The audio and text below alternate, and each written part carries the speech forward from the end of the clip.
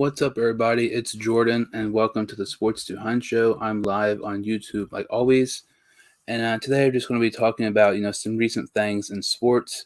If you just missed it, I just got finished with the 7th round mock draft of the Arizona Cardinals, so make sure to go check that out. Next up will be the Raiders. So I'm trying to do a 7th round mock draft of every NFL team. I guess we'll go ahead and start off, with J.J. Watt, signing with the Arizona Cardinals. Not many people expected this to happen. I certainly did not. I thought he was going to go to the Cleveland Browns or the Green Bay Packers. Either one of those teams to me would have made a lot of sense. But him going to the Cardinals, I think that's a really, really good fit. And once you actually think about it, it's just one of those type of situations where, it was it should have been talked about more than actually was, because he reunites with former Texan wide receiver DeAndre Hopkins. He goes to a really, really young and good team. Him and Chandler Jones. Chandler Jones is one of the best edge rushers in the NFL, and so is J.J. Watt. Both of them, they're first and second in sacks since 2000 and I believe 2013. And they are they're the best edge rushers when they're healthy. If J.J. Watt can stay healthy, the Arizona Cardinals defense is going to be really good. I believe it was a 2-year, $31 million deal. And Chandler Jones, he was out this past season due to an injury, but once he comes back, I think this defense can be really, really dangerous, especially if they maybe draft a corner high or sign a pretty good corner. And the Arizona Cardinals, you do not want to sleep on them at all. I think they are easily a team who can be in the playoffs, and I think they are a dark horse to the Super Bowl. And I know it sounds crazy. I think Kyler Murray, I think this year he's going to have a pretty good year. And they could just add not necessarily great players, but just like good depth players. Maybe wide receiver and corner. But I think they could be really, really good and a team to watch out for. But J.J. Watt signing with the Arizona Cardinals to me was definitely surprising. But at the same time, it's really, really interesting. I think it's going to be really interesting to see how the Arizona Cardinals play with Watt and Chandler Jones. I'm really, really excited to see what those two guys play together and see how many sacks they come up with by the end of the season. Something else, people talk about quarterbacks and everything. Dak Prescott with the Cowboys, what are they going to do with him? And it's really interesting. Free agency, what are some teams going to do with quarterbacks? Russell Wilson, recently voiced his opinion on offensive line. He would want the offensive line to be better, and he's outspoken about that with the team. He believes, they need to upgrade the offensive line because, he's been sacked quite a bit the past several seasons. And there's some people, saying, well, does Russell Wilson want to be traded? He's never said he's wanted to be traded. And I don't get why you would want to trade a quarterback like him. Russell Wilson is a top 5 quarterback. He's been a top 5 quarterback for the past 5 years. He's 98, 45, and 1 as a starter in the regular season. And, he's not demanded a trade, but Adam Schefter reported the only teams that he would consider a trade to are the Cowboys, Saints, Raiders, and Bears. To me, that doesn't just make any sense, because that's like, having a girlfriend or a wife and saying, you know what, I'm not going to cheat on you, but if I did, this is who I would cheat on you with, type of deal. But to me, I cannot imagine Russell Wilson playing in a different uniform.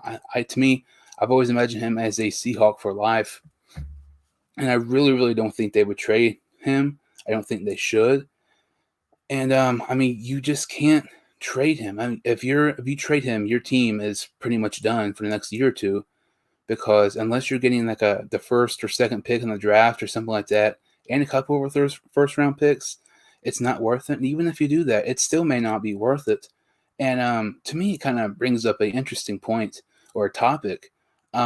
Should the Seattle Seahawks trade Wilson if he gets, upset more and outspoken about the team, or fire Pete Carroll? To me, this isn't even like much of a topic, because obviously, in my opinion, you have to fire Pete Carroll if it comes down to it. If Russell Wilson is demanding a trade, you fire Pete Carroll. You do not trade Russell Wilson. Pete Carroll and his 2 seasons without Russell Wilson is 14-18. He coached 2 full regular season years with the Seattle Seahawks before Russell Wilson was drafted, and they went 7-9 both those seasons. So they were 7-9. They were not 500 in either one of those seasons. But when Russell Wilson goes to the Seahawks, ever since he's been drafted in 2012, the Seattle Seahawks have been in the playoffs, and every single year Russell Wilson has started. That is just absolutely crazy. I mean, he's consistently one of the best quarterbacks. Maybe the past year or two, Seattle has been underwhelming some. Probably should have been better. But I just don't get how a team could trade Russell Wilson. He's one of the best quarterbacks. He's going to be a first ballot Hall of Famer.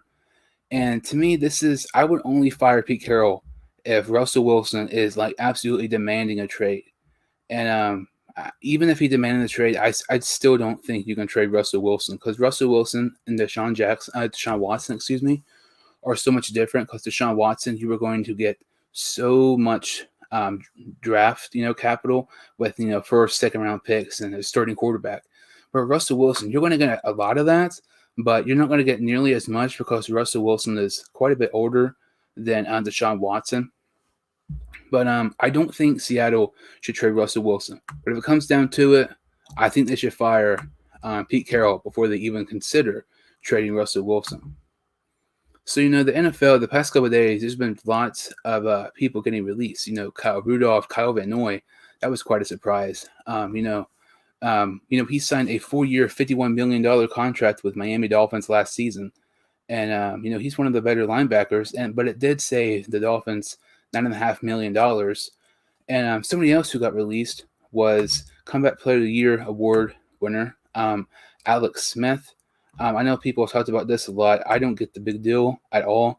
I mean, this to me was pretty obvious it was going to happen. After they released Alex Smith, the Washington football team now has over $50 million in cap space. I really think Washington will sign a top-tier quarterback, or maybe sign Cam Newton. I think that kind of makes a lot of sense. Ron Rivera and Cam Newton, they had a history together with Carolina. And then maybe, draft a quarterback like Matt Jones in the first round, or maybe Kyle Trask in the second. But to me, I really kind of think, this should have happened. I understand, Alex Smith, he's had to go through so much, but I don't really get the big deal about this. I know he won Comeback Player of the Year, and it's an amazing story, but honestly, he did not really play that well. You watch the games, you watch his stats, he wasn't really that good. To me, I think a team who could sign Alex Smith, if Alex Smith is still wanting to play football in the NFL, I think a team that makes so much sense, and I really think it will happen, is he goes to the Jacksonville Jaguars and is a backup to Trevor Lawrence. I mean, Alex Smith is one of the most well-respected, quarterbacks in the NFL, and if you're having a franchise quarterback and a rookie come in, I mean, you can learn so much from a guy like Alex Smith, who's played so long on multiple teams. And also something to point out, Urban Meyer coached Alex Smith at Utah when Urban Meyer was still coaching college and when Alex Smith was in college. But I think that makes a lot of sense. If Alex Smith plays this season, I think he'll end up with the Jacksonville Jaguars. So switch over to wrestling here just for a minute. AEW has a pay-per-view this Sunday, AEW Revolution Preview. There's lots of interesting matches in it. MJF and Chris Jericho takes on the Young Bucks. Personally, I think it would make a lot of sense for MJF and Jericho to win, but I honestly do not think it will, because they're having a tag team elimination, like a battle royal type of thing. I think if MJF and Jericho win, and then if Santana and Ortiz would win that could set up a pretty good feud, within the inner circle. But honestly, I think the Young Bucks will win, because it will be, Sammy Guevara will cost MJF and Jericho of winning the AEW Tag Team Championship, because, MJF will probably, try to pin one of the Young Bucks, and then Guevara comes out and distracts them and makes them lose, because, Guevara's not really been on TV much. Personally, I would really like to see MJF and Jericho win the Tag Team Championship, because I really don't want them to split up, even though, it's obvious it's going to happen. But I really expect the Young Bucks to win and continue their win streak. Another match is really interesting is Brian Cage and Ricky Starks against Sting and Darby Allin in a street fight. This is Sting's first match, I believe, since SummerSlam against Seth Rollins, where that's been about 5 years or so, and he got seriously injured in that match. He's not been able to wrestle since then, and I really don't think this is a good idea. I mean, Sting's over 60 years old, and he's not wrestled in years, and you're having him go in a street fight. He's going to take lots of bumps, and you're risking him getting a chance of getting hurt, seriously injured again. And it was already, lots of people were happy about him signing with AEW, but once he's coming into a match, a street fight, well, you look at the Santana Ortiz against Best Friends. That was actually a pretty dangerous match, and if that happens to Sting, he'll obviously get injured. I think it would have been better off if they would have had him like a manager to Darby Allin or something like that. Wrestling like 1 or 2 matches is fine, but something like this, I don't really think is a good idea. But I do have Sting and Darby Allin winning in that one. It doesn't really matter to me who wins that one. I just hope it's a pretty good match. And to me, there's also the ladder match, and it's not been announced who all is going to be in that. And my favorite match I'm looking forward to is Omega against Moxley, an exploding barbed wire death match. I've not seen one of these before. They've never had one in AEW. It's going to be really, really good. I mean, Omega, they've had lots of different matches. Omega, the lights out match with Joey Janela. They've had, they're trying to think of different matches, which I like, thinking outside the box. But I think this is going to be a really, really intense and probably gruesome match. I mean, there's probably going to be lots of blood, and that's the type of matches that Jon Moxley loves. But I'd be really, really surprised if Moxley would win. I'd fully expect them to have Omega, keep the title until, eventually. I really believe Heyman Page will be the one who defeats Kenny Omega. I think that makes lots of sense. So I have Omega winning that one. Also tonight, there's Jade Cargill and Shaq taking on Cody Rhodes and Red Velvet. But to me, I think that they did that really, really bad with the storyline. They just pretty much just forced Shaq in there without a storyline or anything. But it'd be pretty interesting to see Shaq in a wrestling ring. But yeah, I mean, that's pretty much it. I talked about J.J. Watt signing with the Arizona Cardinals, the Russell Wilson situation, and what they should do, with him. If it comes down to trading Russell Wilson or firing Pete Carroll, I really believe the Seattle Seahawks should fire Pete Carroll before they trade Russell Wilson. Alex Smith being released, Kyle Vanoy being released, and an AEW Revolution Preview. You could like this video and subscribe to the channel. I would really, really appreciate it. Thank you all so much for watching, and I will see you next time on the Sports 2 Hunt Show.